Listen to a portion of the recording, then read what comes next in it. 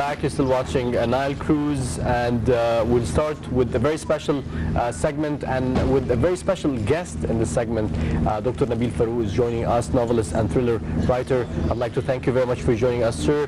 As a beginning, Dr. Nabil is an Egyptian novelist, best known for his books in the روايات مصرية للجيب, the Egyptian pocket novel series. He's a physician, but is currently not practicing medicine, being devoted full-time to his writing. Other than his series, he writes articles for many newspapers and magazines, and he started working on scripts for television series after finishing 3 film scripts. He also won many national awards and is considered by many critics as one of the best writers in the Middle East. More about literature and political in the upcoming interview with Dr. Nabil Farouk. I'd like to thank you very much for joining us, sir. Yes, welcome Dr. Nabil. And we'll just start off our first question. You've inspired millions of Arabs and Egyptian youth for long years with your thrillers. How did you start? I think it's by chance. I was writing these thrillers since I was a student in the college.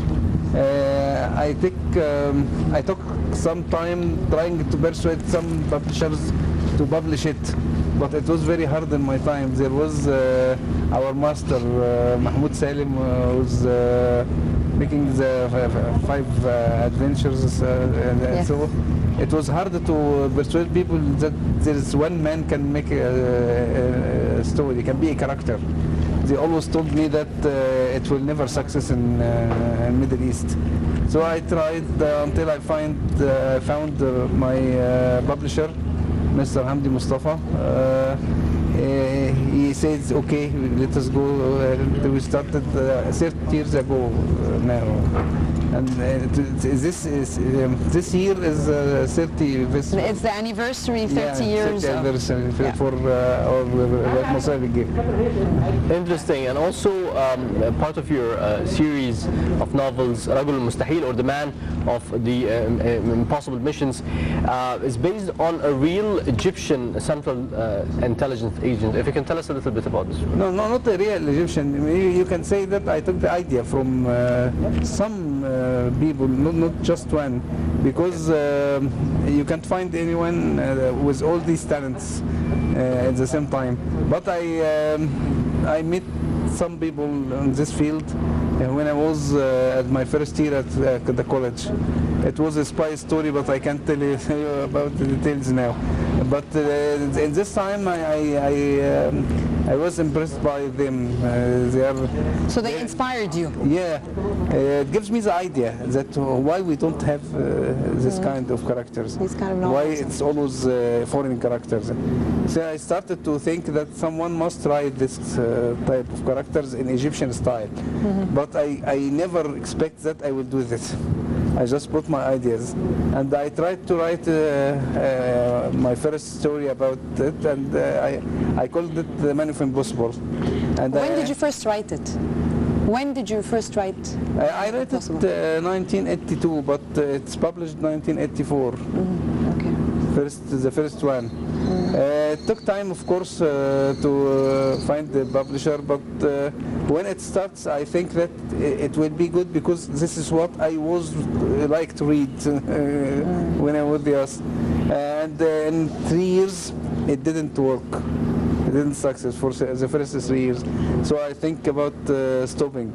But my publisher... 3 continuous years, you kept on trying with these series. My publisher was a fighter. He told me that don't be hurry. He was persistent. Yeah, it will work, but not as quickly as you think.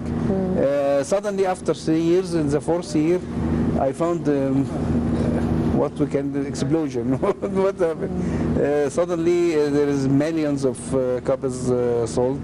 And of course, I can feel it because I have a percentage. Of course. So you realize that. Dr. Nabil, I also know that you studied in the Faculty of Medicine. Yeah. So was it vice versa? Did you actually write first and then you joined the Faculty of Medicine, or did the Faculty of Medicine influence you in any of your writings and you decided to write? What is the contradiction? So at first, I'm a science fiction writer. Spy stories is my second writing. But for the first, I'm a science fiction writer, and I have a prestigious award of science fiction.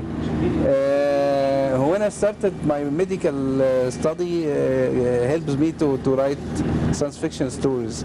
I have not just a medical knowledge, but a scientific knowledge. And the most important is a scientific way of thinking. When you have the scientific way of thinking, you can write anything. So I started by writing two things needs a scientific way of thinking. Police stories and the science fiction stories. Then I regained my experience with the spy world, and I tried to make the character I always dreamed of. Yes. So do you think today publishing is the same like what you witnessed 30 years back? With the persistence, investments, and with the current challenges that exist? I think now there is too many publishing houses in Egypt, but the quality of the books is a problem.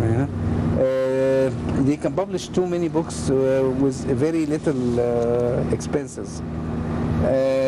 When in my days you have a publisher, then he pays you for what you write. Now they ask you to share in the production of the book. Revenue sharing, yes. And because you share and they take the most of the profit from you, not from them. So there's too many publishing houses because it's a good investment now. But about reading, I think reading is restricted for the last. So the quantity of books that are provided and the market, the supply is high, but the quality is low. This is what you. Yes. And Dr. Nabil, a lot of your characters in your novels have a high patriotic sense and they represent a role model for the young readers. What shaped your own sense of patriotism so that you're able to reflect it to your young I think readers? patriotism is the theme in any country, but especially in Arab countries we have something related to patriotism. You must be religious, especially for our countries. In other countries you can be non-religious as well, and you are a patriot. Here in our history, even in our history, you must combine patriotism with religious state. You think they're correlated together? Yes, I think not. In what sense? Not. I think in my mind. I think that in the people's minds, this is it. Because we have, in our life, in our history, there is too many champions, real champions. In American history, for example, there is too many cinema champions, not real champions. But I mean, having the sense of loving your country and being patriotic, what has it got to do with, with religion, if I may ask you? I mean, it could be somebody patriotic, but not necessarily to do with religion. Not religious. I didn't mean that it's a fundamental. But in what sense, if you can just clarify? You must have some sense of religion here in the Middle East, at least, because if you don't have this sense, even by the lowest part of it, you will be solitary. You will be away of the social state, because you must be one of the community. Most of the community have a religious feeling or religious aspect, and you must have at least the least of religious aspect to join the community. So today with the advancement in technology and people are looking at tablets, smartphones, are reading e-books, and there has been a generation that definitely, like you mentioned, millions. When the series starts, what you called as an explosion in terms of demand. Today, with this massive demand over the internet and over digital, don't you have any plans to transform whatever you have in terms of writings into digital content? No, not me. I think there must be a producer to do this, not me. I will start writing, will continue writing as I do. But if someone wants to make it digital, it's his problem, not my problem. Yes. I'm writing my books. Till now, I still write with my pen. So Till now, I don't write I don't tape. Hard copies. I still write in my pen and with special paper. I do it. I manufacture it. Oh. You manufacture the paper that you write? Yes, paper because that you write on? I am still using ink. Till now, Okay. I must have some papers not smooth, not too smooth, because Exactly, ink will never dry. For the print, yes. And it must not be very hard because the ink will not work. So you do That's it very yourself. interesting. So I tried a kind of paper, too many kinds of paper. I choose one. Now we brought a packet of it and we cut it to 9 pieces. 2 sheets that you can Yes, write on. and That's very we interesting have to hear. a special machine to make lines, and I choose the color of the lines. Must be a faint blue. Okay. And I That's always- very interesting details that I always